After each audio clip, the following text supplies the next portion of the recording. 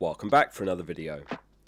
Unfortunately, Tom's come down with a bug, so he's too sick to be able to do the usual Friday team selection video, so get well soon, Tom, in the comments.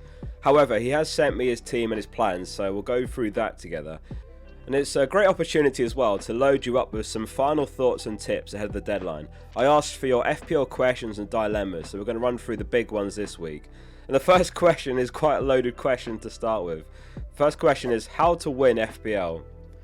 So I've basically scribbled down as many things that I can think of that will help make you a well-rounded FPL manager that should succeed. Now, nothing's a given in this game, of course. Make no mistake, it is a game of luck at times. But here's what I've wrote down. Roll transfers when possible. The added flexibility cannot be overstated. Minimise hits. In my experience, hits rarely pay off. I think you can make exceptions in double game weeks particularly, or blank game weeks if you haven't got 11 players. Make transfers late, generally speaking. The later that you make a transfer, the more informed you are. Like press conferences are every Friday, so making a move before those can be risky. Someone could have picked up a knock in training.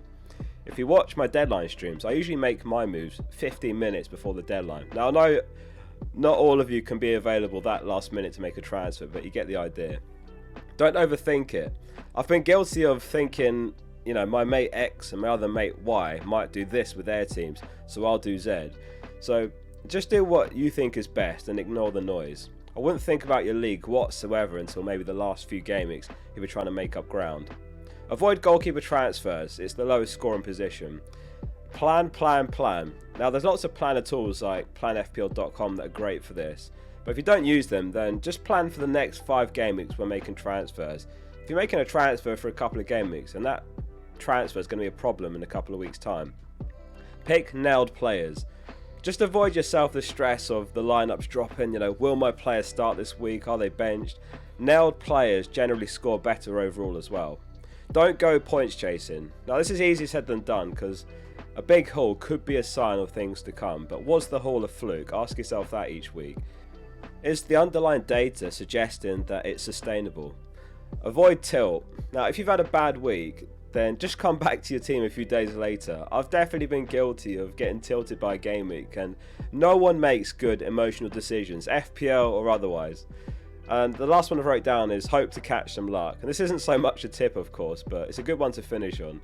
Like, to win FPL, make no mistake, you need an unreal amount of luck. You'll probably never win it, so enjoy the ride. Question from Chris. Can a Gabriel transfer actually wait? And in his case, a price drop won't impact his selling price. He's got the depth, so he could use a transfer elsewhere. Even if you don't have Gabriel, I should say, by the way, you're probably going to find this analysis useful because we're also going to talk about best defenders in a second. But yeah, if you're in a position where you've got good depth in your defence, but your midfield could benefit, or your strikers could benefit from a transfer, then yeah, absolutely, Gabriel out could wait a week. Now, let's say your bench backup is Senesi or Richards, etc. If you're able to make a move like, you know, Kudus to Bruno or Mbumo, something like that, then that's the sensible priority. Where it becomes a slight gamble is when you're looking to sell a midfielder or a forward that will play, you're not selling an injured mid, and you're ignoring a flag player in Gabriel, because if you're unlucky, things can quickly spiral if other flags pop up, and you end up in a position where you're constantly putting fires out with multiple flags. So generally, it's good practice to always prioritise the immediate issues in your FPL team each week, rather than ignoring them for upgrades elsewhere. Hopefully that makes sense. Loads of questions about Gabriel given how highly owned he is. So who are the best defenders in the game right now? It's not a particularly surprising list, but I've made a short list of 4 players with a few bullet points against them. So Van Dijk, best fixtures, completely nailed, good goal threat of set pieces and corners, plus he's done really well for Defcons. Timber, best defence in the league, even with Gabriel out, they'll still be the best, I reckon. Slight chance he misses 1 or maybe 2 games over the winter period, given that White's obviously a really good backup, but might not be a problem really. And he's the joint best for goal threat with Munoz. Munoz really attacking down the right side as well. Palace's defence has actually been really good. 4th best in the league for XGC, and he's completely nailed. Lastly, Senesi, who's the best in the league for Defcons per 90. They've actually dropped down to 13th for expected goals conceded over the season, but they've had some tough games, and there are some easier ones in front of them. Again, completely nailed, and he is the cheapest of the bunch here by a mile. That money might go a long way for your team, so see what you can do with that money if you haven't got Senesi. You'll get a different answer depending on who you ask, but if I was going to rank them, it'd be Van Dijk number 1, Timber number 2, Munoz number 3, Senesi number 4. The other thing I've just forgot to mention while I was talking there is Alisson is back for Liverpool as well, so that's a massive boost at the back. Mr. Health says, what's the best free hit team? So I've put together a dream team for this week. For Gameweek 12, it's Sanchez in goal. It's Timber, Munoz and Van Dijk back 3. Midfield 5 is Saka, Bruno, and Mbumo, Semenyo and Sarr, and then Mateta and Haaland up front.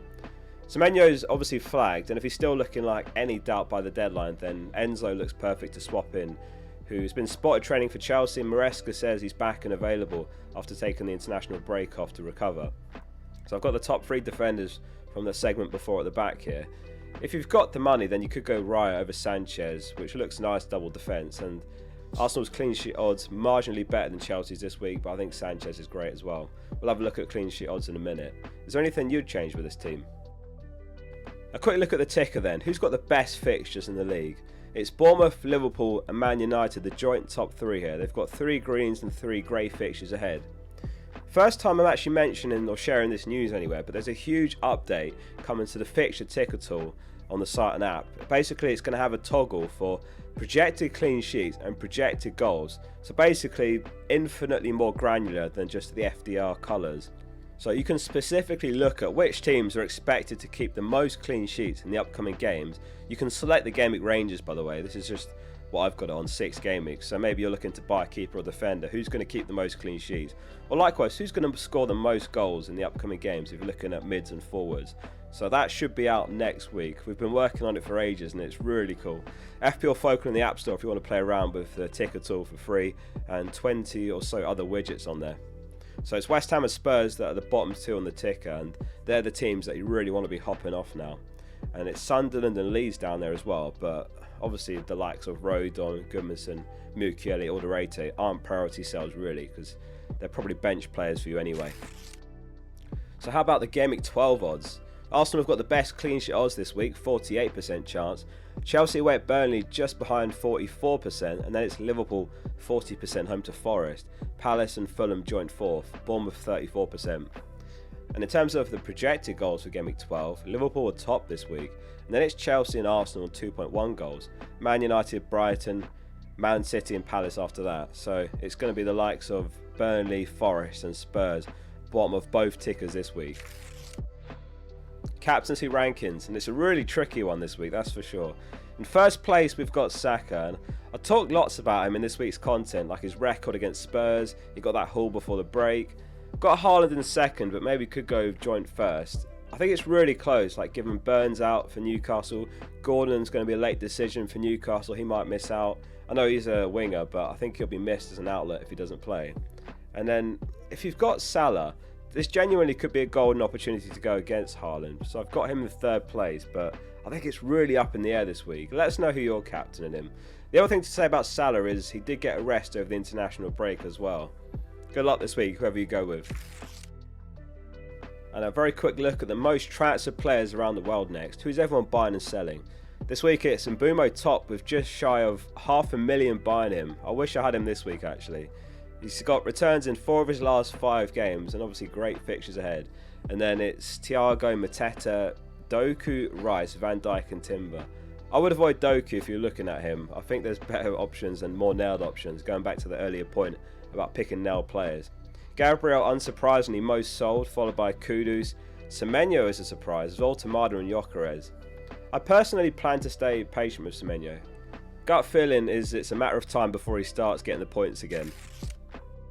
Would FPL be better if there were no online resources or YouTube channels guiding people's decisions? Really interesting question, this one, and I quite like including these sort of meta discussions in these.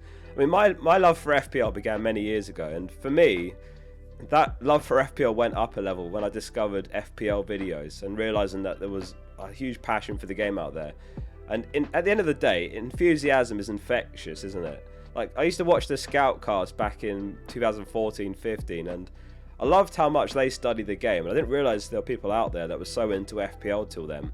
And then a good 6 or so years later, I decided to have a go at making my own videos. Some people would definitely say, yeah, FPL would be better without the resources and YouTubers, content and so on, but I think the majority would say that it's better with all these resources. It's obviously much harder as well because the quality of information has never been better. And it's just inevitable, isn't it? Like any popular game is going to have people making content about it because there's a strong interest for it. Hopefully it kind of comes across in my videos how much of a passion FPL is for me.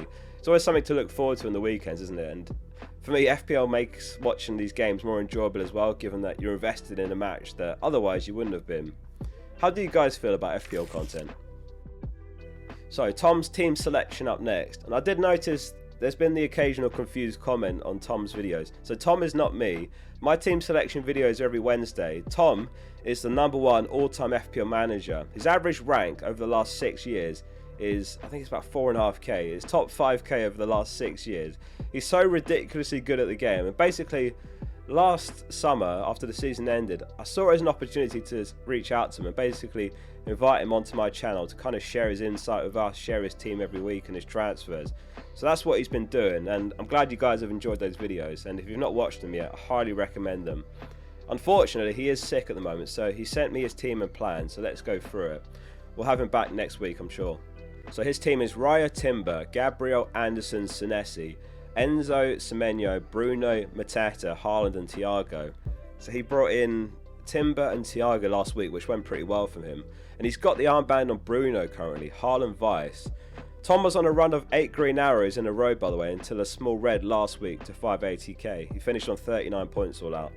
So, unsurprisingly, he's looking to sell Gabriel, and he said he's basically certain to sell him for Van Dijk. And that gives him some extra money as well. So he's considering Reinders to Cunha using a second free transfer. He's less sure on that move though, and leaning towards not making it, I think, as it would also mean benching Senesi, but he does have a strong interest in Cunha. And lastly, a quick final look at my team and transfer plans, and then that's it for the game week. So my team is Raya, Munoz, Gabriel, Anderson, Saka, Semenyo, Enzo, Bruno, Thiago, Haaland and Mateta. Only one free transfer and 0.0 mil on the bank, and I've not wavered since the team selection video, so the plan is still to sell Gabriel for Van Dijk. Saka versus Haaland for captaincy is the one that I'm wavering on. I think Saka is potentially slightly better, but is he better by enough margin to not go Haaland? It's also that big rank threat of Haaland's kind of playing on my mind. Now over the last 6 game weeks, Newcastle are 3rd best for expected goals conceded, so even with issues at the back and not getting all the results, they're still doing well in that respect. Spurs on the other hand are 14th best over that spell. Still time to decide, and I'm going to be live first thing in the morning for the usual deadline stream, so I'll see you then. And if you enjoyed this video, do hit subscribe for more content like this every week. See you soon for the next one.